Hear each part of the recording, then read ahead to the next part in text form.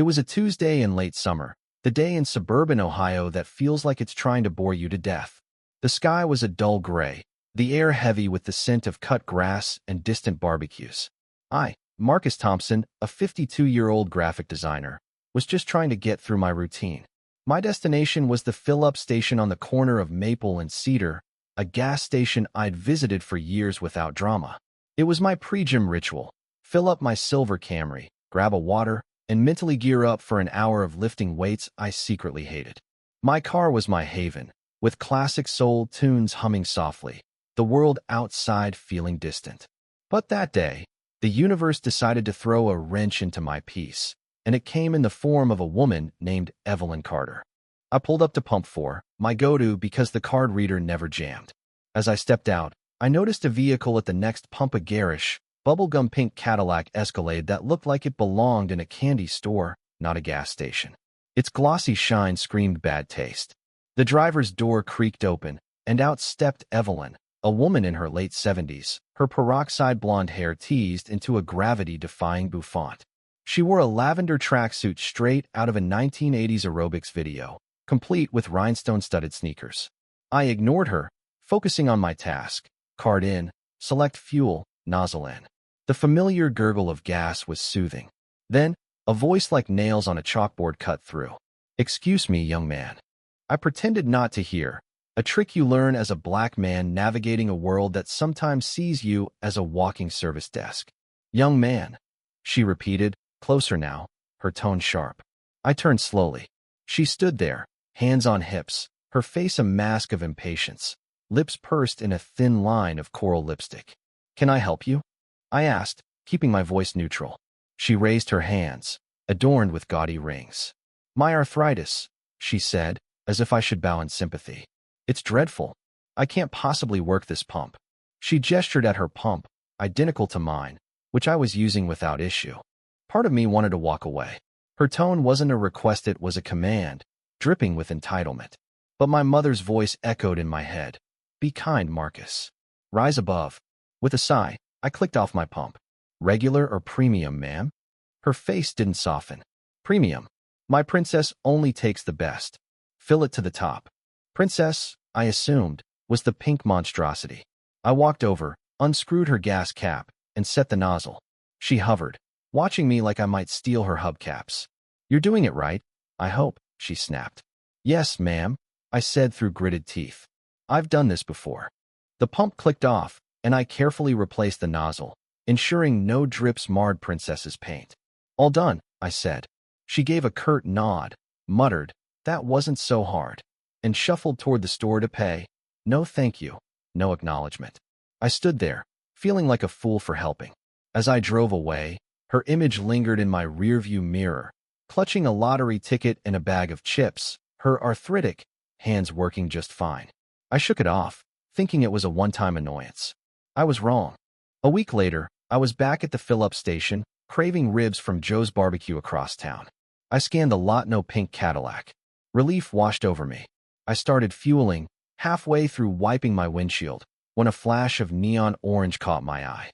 There she was, Evelyn Carter, pulling her SUV up to the pump opposite mine, her tracksuit screaming for attention. She locked eyes with me, a smug smile spreading across her face. "Well, look who's here," she called. "My favorite helper."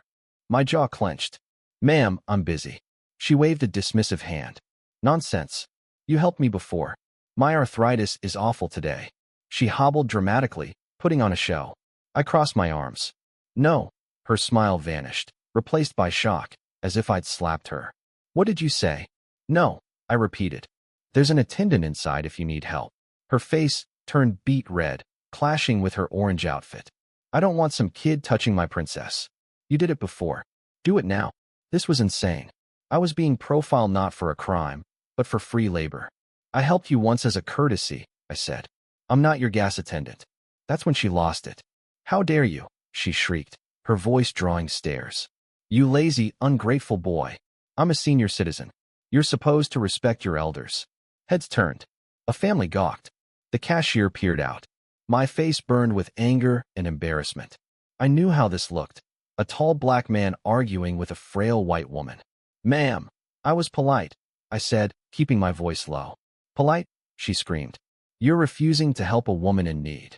People like you are all the same, looking for handouts, but too lazy to work. The racism wasn't subtle anymore. People like me?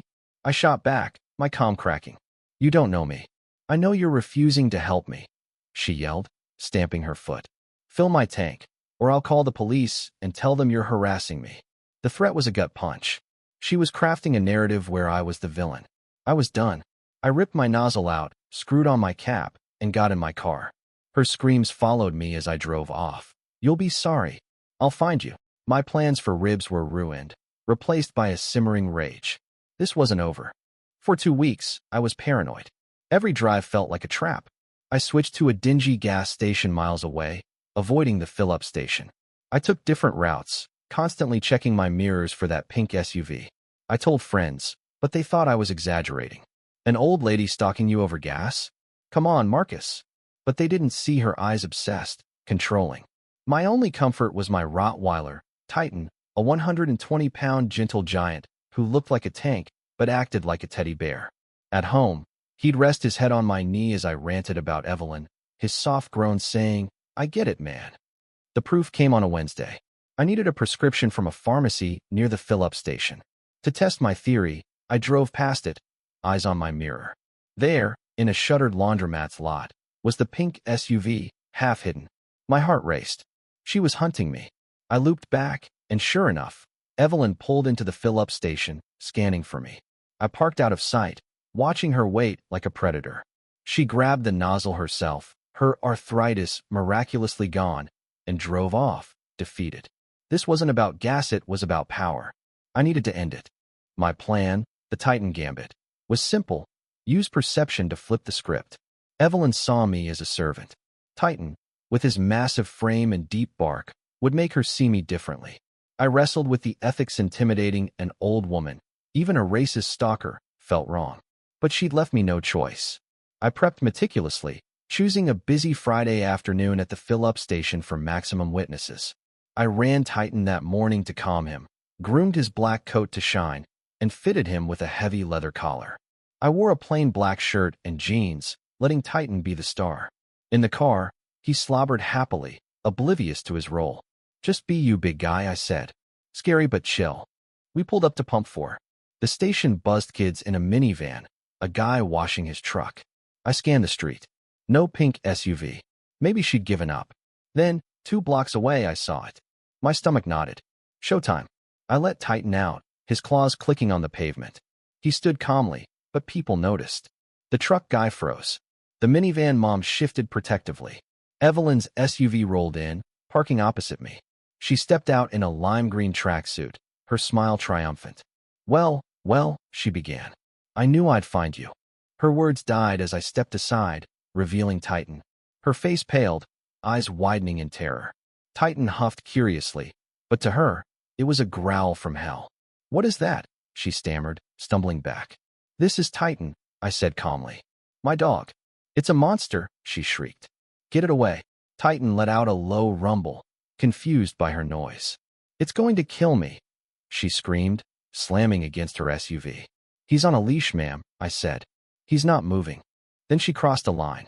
It bit me, she wailed, clutching her leg. Your beast lunged and bit me. My blood ran cold. This was a dangerous lie.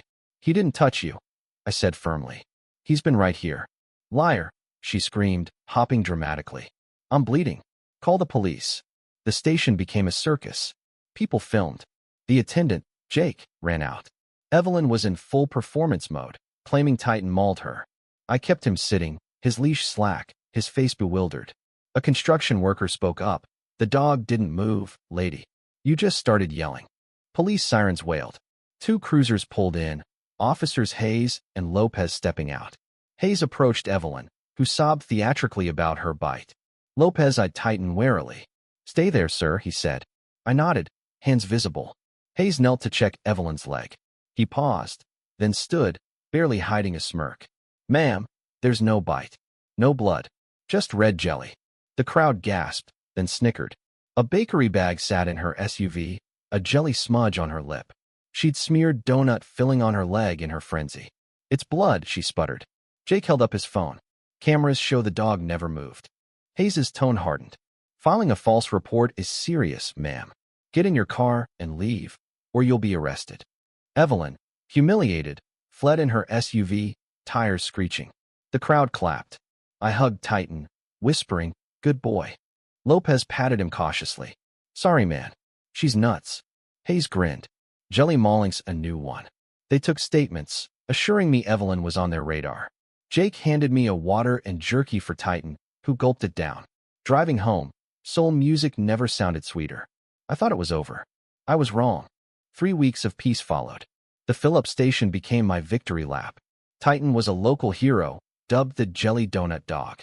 Then, a pink SUV cruised past my house on Oak Lane. My gut twisted. Days later, a letter from the Oak Lane HOA arrived, accusing me of owning a dangerous Rottweiler that terrorized the elderly and kids. The anonymous complaint reeked of Evelyn's drama. She'd lost publicly, so she went covert, targeting Titan to hurt me. This was war.